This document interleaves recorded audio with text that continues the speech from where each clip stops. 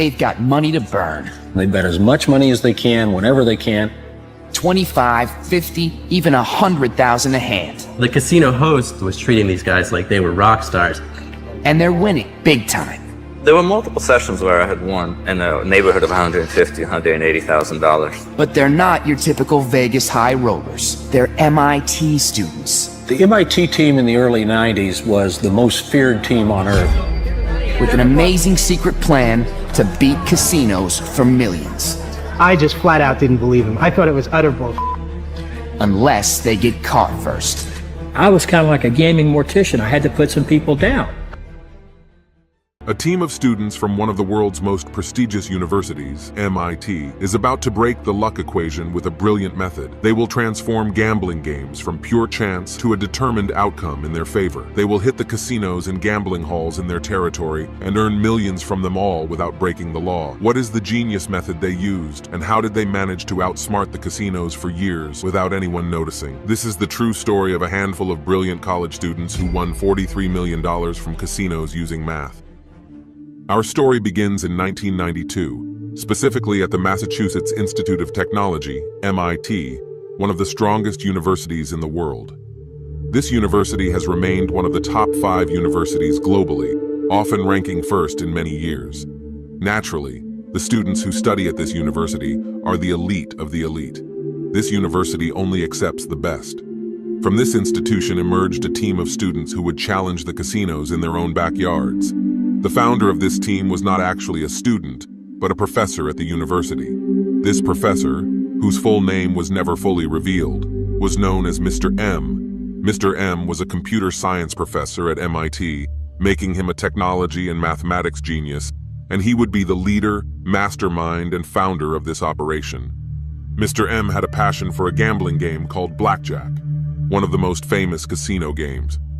On the surface, this game might seem like pure luck, but if you are skilled in mathematics, you quickly realize you can play this game in a way that tilts the odds in your favor through a technique known as card counting. What sets this game apart is that the more cards are dealt during the rounds, the more you can count the remaining cards in the deck. By keeping track of the remaining cards, you can tilt the odds of winning in your favor using some mathematical calculations. Card counting was not considered illegal, and no one could accuse you of cheating if you did it in the end. This method is just math in your head. However, casinos have monitors and security personnel watching the games and players, and if they notice someone using card counting, they will immediately kick them out of the casino. You might wonder how they could notice this when it's just math in someone's head. I'll give you the answer later when we dive into the details of the game, but for now, let's get back to Mr. M wasn't the person who invented card counting and blackjack. Others had used this method before, and even a mathematician wrote an entire book about it. However, Mr. M added his special touch to this method and executed it better than anyone before him, because this time he was doing it with a team. A team made up entirely of math geniuses. Mr. M had a passion for blackjack and card counting, spending years studying and perfecting the method from start to finish. And in the year 1992, when the gambling industry in America was booming in, new casinos were opening everywhere, particularly in the major hub of Las Vegas. Mr. M sensed it was the perfect time to start his team. He personally oversaw and trained the team members, ensuring they were well-rounded and fully prepared. What increased his enthusiasm was that a new casino had been opened close to the university, so it was the perfect place where they could use it as a training ground before heading to the big casinos in Las Vegas. But before all this, they needed people to help establish the team because it required management and capital. They couldn't gamble and make money without having money to start with.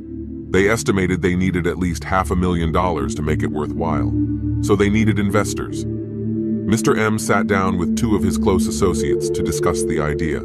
They decided to establish a legitimate company complete with management, an accountant, and paying taxes. They wanted to create a legal entity, as what they were doing was not considered illegal. By creating a company, everyone's rights would be guaranteed, including the players. It would also make it easier to attract investors with a clear and organized structure. They officially registered the company and named it Strategic Investments. The founding partners listed on the official documents were Mr. M and his associates, Bill and John. These were the managers. The official papers stated that the company's goal was to apply mathematical analysis to profit from blackjack, making it a legitimate business with declared and documented objectives. As mentioned, what they were doing wasn't illegal. The reputations of the three founders in the scientific community and their network of friends and acquaintances quickly attracted investments.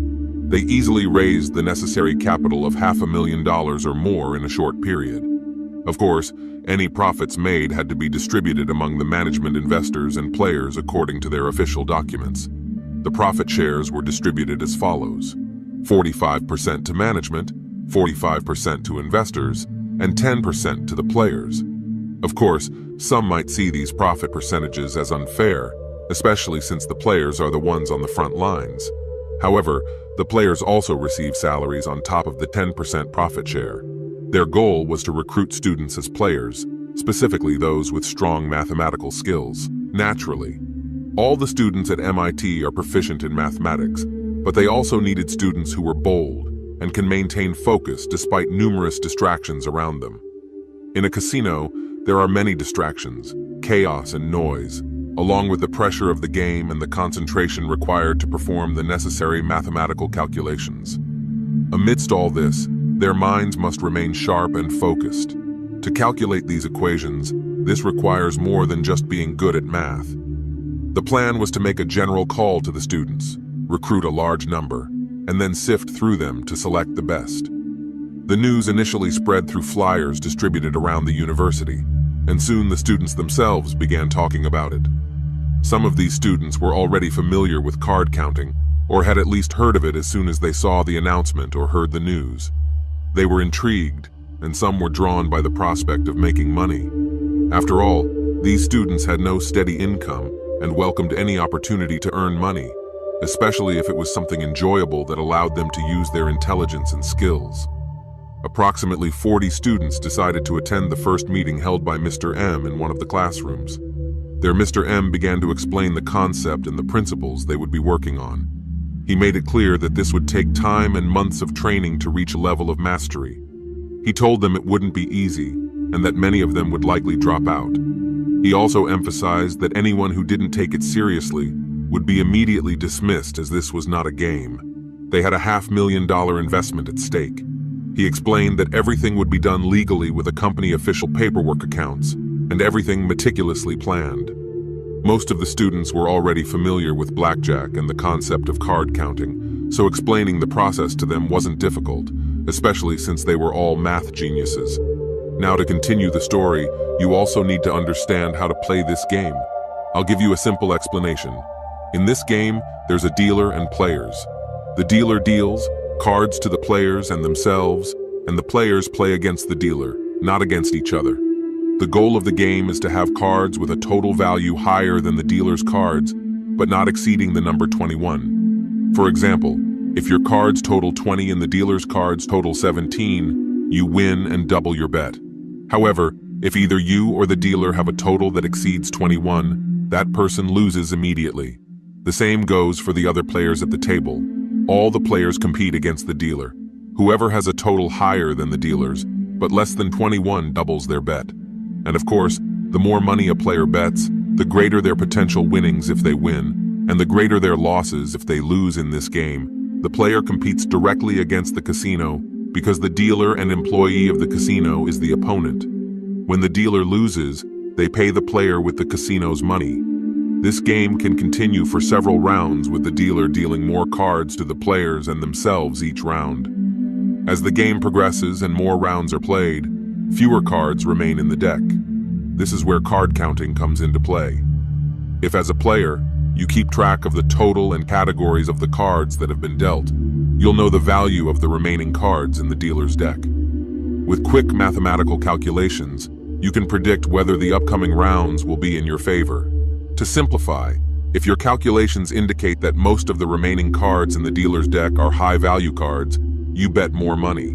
If most of the remaining cards are low-value cards, you bet less. This is the basic principle.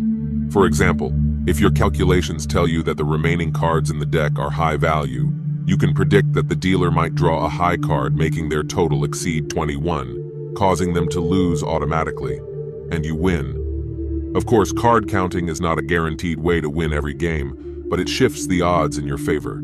You might lose some rounds, but since the probabilities are on your side, you should end up with a profit overall by the end of the week or month after playing a large number of games in rounds. This game differs from other gambling games because each round depends on the previous one. The more cards are drawn from the deck, the better you can predict the upcoming rounds, because you can estimate the remaining cards in the deck mathematically.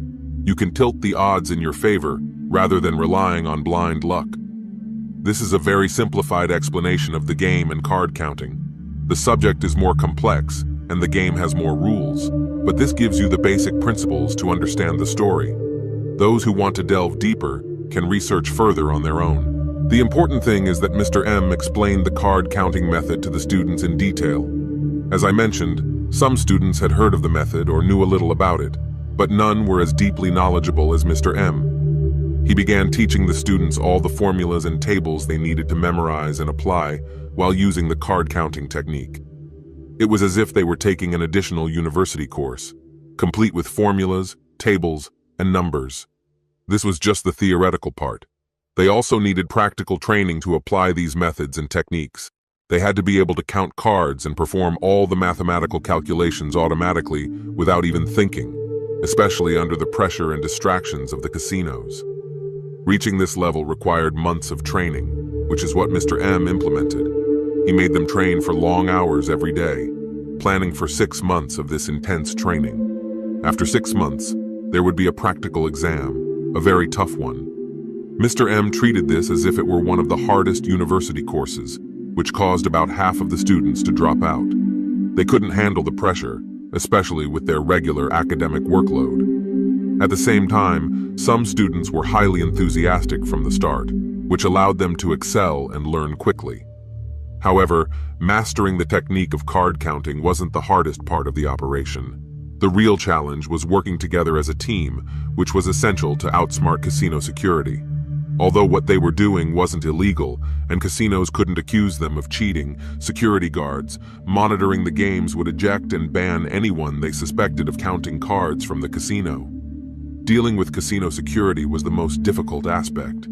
As you know, in their early days, casinos and gambling halls were run by mafia and organized crime groups. If they caught anyone trying to cheat or bend the rules, they didn't just throw them out. They made an example of them with a severe beating to deter others. But over time, these casinos became legitimate businesses, operating under state laws, just like any other business. While they could no longer physically harm patrons, they still maintained a strong security presence. Security personnel were everywhere, monitoring every game and every table. With surveillance cameras, if they suspected someone of doing something suspicious, they could track their every move and place them on a blacklist, banning them from entering the casino forever. They had detailed databases of everyone who entered, complete with photos, descriptions, and names. But how could casino security detect people using the card counting method? After all, card counting is just mathematical calculations in a person's head with no obvious tool or visible cheat. How could they uncover it first? Anyone gambling large amounts of money would attract security's attention, especially if they started winning. As a player using the card counting method, you should start with small bets in the early rounds. As the game progresses and more cards are dealt, you determine based on your calculations if the remaining cards are in your favor. If they are, you increase your bet to win more money. If they aren't, you decrease your bet. This constant fluctuation in your bets between rounds is what draws attention. If you start winning big, when you place high bets, casino security and surveillance will notice. Mr. M knew from the beginning that he would need a strategy to outwit casino security and spotters. The solution was simple but brilliant teamwork. The idea was that most team members would act as spotters. A spotter's job was to go to a specific table and play like any ordinary player, placing small bets of $10 or $20. Throughout the game, the spotter would count the cards, playing several rounds. When the mathematical calculations indicated that it was the right moment to increase the bet, the spotter would signal a teammate nearby. This teammate, known as the big player, or gorilla, was the one with the money. The big player would join the table and place a large bet, say $10,000. In blackjack, It's normal for someone to join a game in progress because you're playing against the dealer, not the other players. The big player would then place a high bet, because the spotter had determined it was the optimal time. Casino security wouldn't suspect anything, because the spotter's bets were consistent and small, while the big player always gambled large amounts, making it appear normal. The casino would not notice that the big player was placing large bets based on the spotter's calculations. This made it much harder for casino security to detect card counting. Therefore, the students' task was more complex than just learning how to count cards. They had to work seamlessly as a team. They also had to learn teamwork, how to work together, and execute their strategy amidst the pressure, noise, and security surveillance in the casino. Imagine the casino environment you're playing among other gamblers surrounded by noise, music, and chatter. Slot machines are worrying. People are playing at tables around you. Other players might talk to you at any moment. Surveillance cameras are overhead, and security guards are everywhere. In the midst of all this, you must keep your mind clear and focused, ensuring you count the cards and perform your mathematical calculations without any errors, because even a small mistake could cost you large sums of money. On top of that, you have to watch for signals from your teammates or give signals yourself if you are the spotter. That's why Mr. M subjected the students to intense training and rigorous tests that only the elite could pass before these tests. He taught them all the details from mathematical calculations to teamwork. After 6 months of studying and practicing, it was time for the practical exams. Mr. M created a chaotic environment with noise and distractions to simulate the casino atmosphere and even more intense conditions in these simulated environments. He tested them to replicate the stress and distractions they would face in reality. During these distractions and noise, he would deal with the cards, and the student being tested had to count the cards and keep their mind sharp with the mathematical calculations without making any mistakes. If the student could count the cards correctly under this pressure, they passed the test. But even passing one test wasn't enough. They had to succeed multiple times consecutively. It wasn't acceptable to pass one time and fail the next. They had to succeed consistently test after test to be considered qualified. Mr. M was relentless in creating distractions and challenges. He would even throw ice on them to simulate extreme conditions. Naturally, almost none of the students succeeded on their first try and several gave up. In frustration, Mr. M's tests were quite literally harder than their actual university exams. However, some students thrived under these conditions and adapted faster than others. Among these were 3 notable students, Sion, Dan, and Katie. These 3 would play significant roles in the story, so remember their names. But they weren't the only ones to pass Mr. EM's rigorous tests. In total, around 12 students managed to qualify for the team. Interestingly, Simeon was the only student to pass Mr. EM's tests on his first attempt, making him arguably the best among them. He was already proficient in card counting, having researched it before, training under Mr. M. With the team selected, Mr. M decided it was time for their first practical experience. They chose a nearby casino called Foxwoods. Given that it was their first real attempt, they wouldn't gamble large amounts. They would start with a minimum bet of $5 per round during their first trial. The results varied from student to student. Some made impressive profits while others faced losses. These losses weren't due to incorrect play, but because, as I mentioned, card counting doesn't guarantee a win every time. It merely tilts the odds in your favor. You might lose a few rounds, days, or even months, but mathematically, over the long run, you should come out ahead. This is known in mathematics as the law of large numbers on that first day, although some students ended up losing. The team as a whole made a respectable profit. They repeated these practical exercises at the same casino several times. Once Mr. M felt the team was ready, he decided it was time to target the big fish, the casinos of Las Vegas. There, they would use the $500,000 they had raised from investors. In September 1992, the team made their first trip to Las Vegas. Simeon, being one of the best students, earned Mr. EM's trust and was entrusted with a significant sum of money, approximately $150,000. Simeon would be the gorilla, the player who placed the big bets. He had to keep this money on him at all times, literally hiding it in his jacket, rather than placing it in a bag that could be out of his reach. His trip to Vegas was delayed compared to the rest of the team because gathering the cash took longer than expected. The other students had already booked their tickets and arrived in Vegas ahead of him. Mr. M constantly reminded Simeon of the essentials: no alcohol, stay focused, and don't let anything distract you. He warned him that Vegas was a city of glitter, designed to dazzle and distract people, but Simeon had to remain focused on his goal.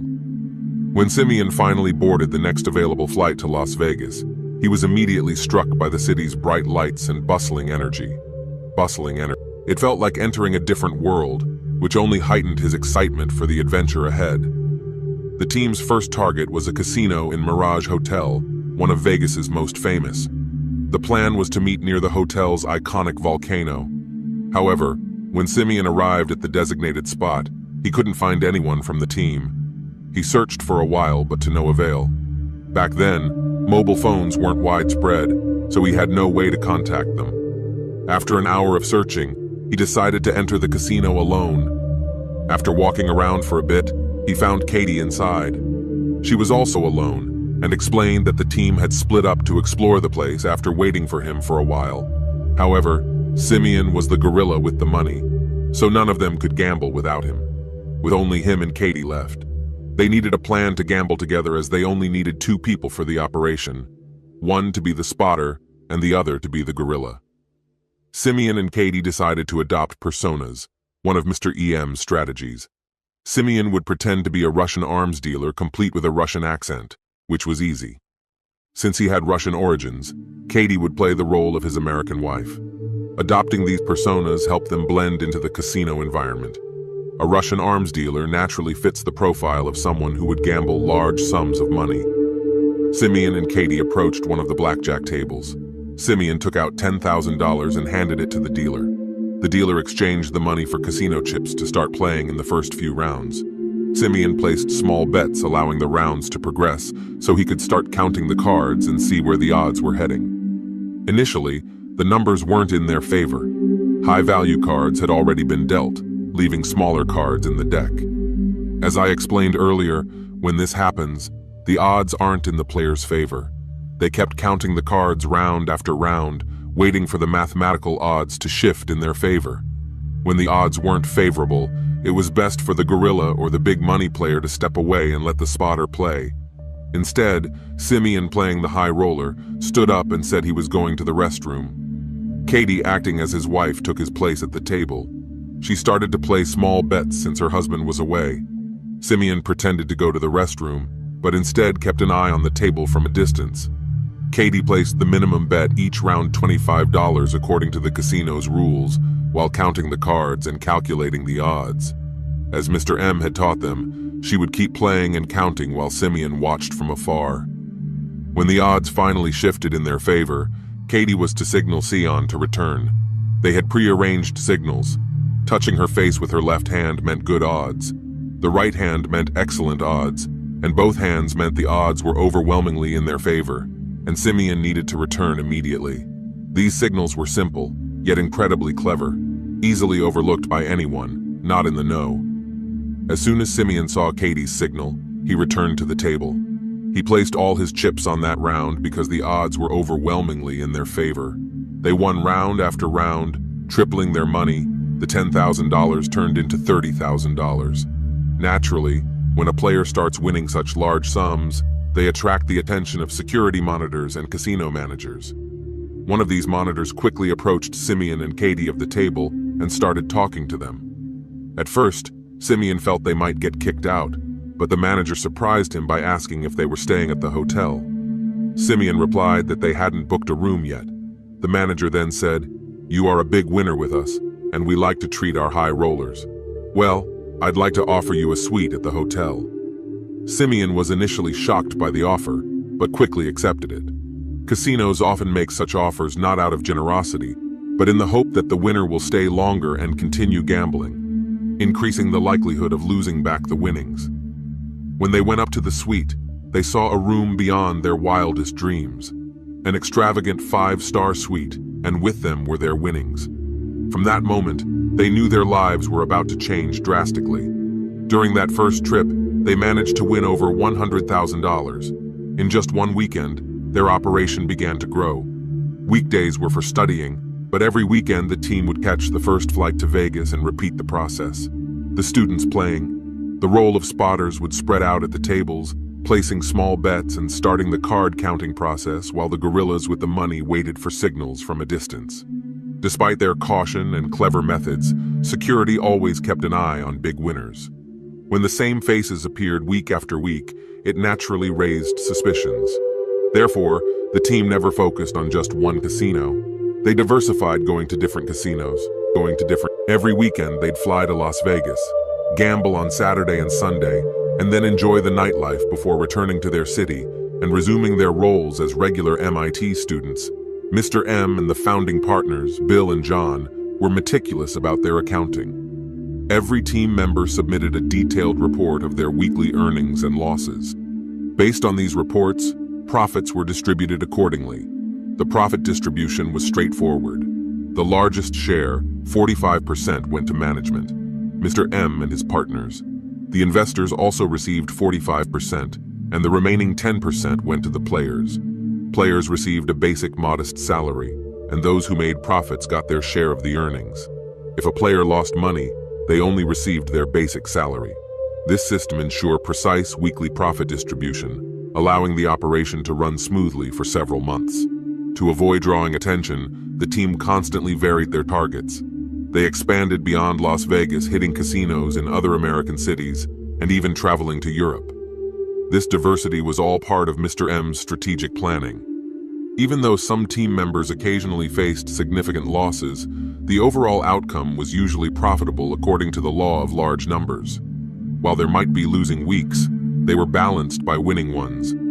Simeon was the standout player of the team, consistently achieving remarkable profits. In one instance, he won $75,000 in a single round.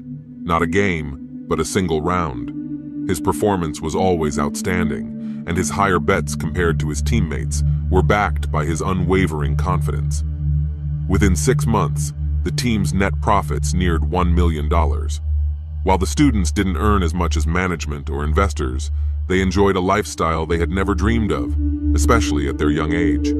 They lived in luxury, moving between lavish hotels, fine dining restaurants, first-class flights, and attending major parties and shows in Las Vegas. High rollers were treated like royalty, and the casinos catered to them in hopes they continued to gamble. The casinos usually ended up winning, but with the MIT blackjack team, the dynamic was different. The students consistently had the upper hand. They not only took money from the casinos through blackjack, but also enjoyed complimentary rooms, meals, parties, and shows. One of the team members even managed to convince a hotel casino to sponsor his wedding at the prestigious Palace, one of Las Vegas's most luxurious hotels. While living this high life, Mr. M and his partners continued training new groups of students. They weren't satisfied with just the current team. They wanted to expand their operation continuously. The number of team members grew from 20 to 30, and at its peak, the team had around 40 members. Mr. M and his partners treated the company like a real business, always looking to expand with each success. However, internal conflicts sometimes arose, especially among students dissatisfied with the profit distribution. As we mentioned, students only received 10% of the profits, even though they did most of the work. Some demanded a higher percentage, but Mr. M and the founding partners were firm. Those unhappy with the arrangement could leave and even start their own teams if they wanted. Key players like Simeon, Dan, and Katie were making good money because they earned substantial profits. Each student received 10% of the profits they generated, so earnings were directly proportional to their performance. The team operated with high efficiency, and overall profits exceeded $1 million, which was worth significantly more back then, equivalent to around $2.5 million today. Importantly, they were operating within the law. Even if caught, they wouldn't face imprisonment. The worst consequence would be getting banned from a casino. Despite their efforts to diversify and rotate between different casinos, security teams and surveillance in these establishments were extremely sophisticated. The gambling industry is highly lucrative, and casinos invest heavily to protect their profits. Independent investigators move from casino to casino monitoring suspicious players, particularly those with consistent big wins. These investigators compiled detailed pieces of information on these players and shared them across various casinos. The team noticed a particular individual following them, a man with gray hair who appeared repeatedly at different casinos. Initially, they thought he was just another security manager or regular monitor, but when they saw him in multiple locations, they realized he was more than that. This man was Andy Anderson, a private investigator specializing in casino security, working for an independent company called Griffin, which provided security services to various casinos. Imagine the scale of this industry. There were entire companies dedicated to security services alone. Griffin's job was to provide lists of names and photos of people who posed a threat to the casino. Business investigators like Andy Anderson were tasked with identifying cheats and those attempting to outsmart the casinos. Andy was the first to notice the blackjack, teens movements, and started tracking them from casino to casino, analyzing their behavior to understand their operations. He couldn't immediately link them all together due to their large numbers, but began taking photos and identifying connections. Each time he identified a new member, he added them to his list. From the start, it was clear they weren't cheating in the conventional sense, which meant they were likely using card counting techniques. For over 2 months, he monitored them and reviewed security camera footage to understand their operation. It didn't take long before he figured it all out. He understood the roles of the spotters and guerrillas and how they signaled each other. Once he had connected the dots and understood their method, he began directing casino security to stop anyone they recognized from the student team. Security would intercept them in the middle of a game. Simeon's persona as the Russian arms dealer was blown when security confronted him. He tried to explain that he wasn't doing anything wrong. When they insisted, he said he'd take his money and leave, but they wouldn't let him go. Even though casinos had become legitimate businesses, they hadn't entirely shed their mob-like tactics. They took Simeon to one of the back room and threatened him, telling him that what he was doing was considered cheating, even if it wasn't technically illegal. They warned him that he was permanently banned from the casino, and that if he tried to return, they'd call the police and have him arrested for trespassing. That was all they could legally do, ban him from the casino. Moreover, they were obligated to exchange his chips for cash, because in the end, he hadn't broken any laws. However, catching one member suggested that their entire operation could be compromised.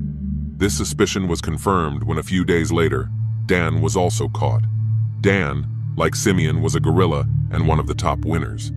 He was intercepted by security in a different casino.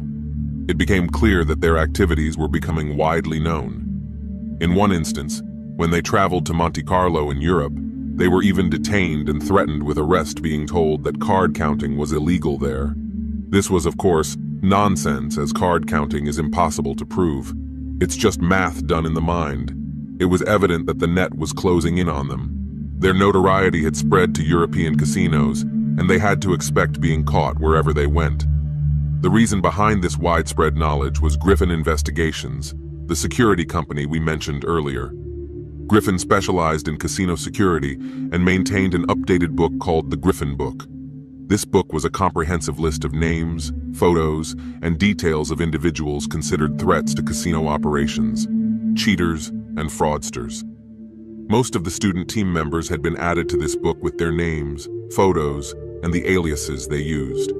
None of the students ever used their real names. They always adopted personas like Simeon's, Russian arms dealer character. The Griffin Book was distributed to casinos worldwide.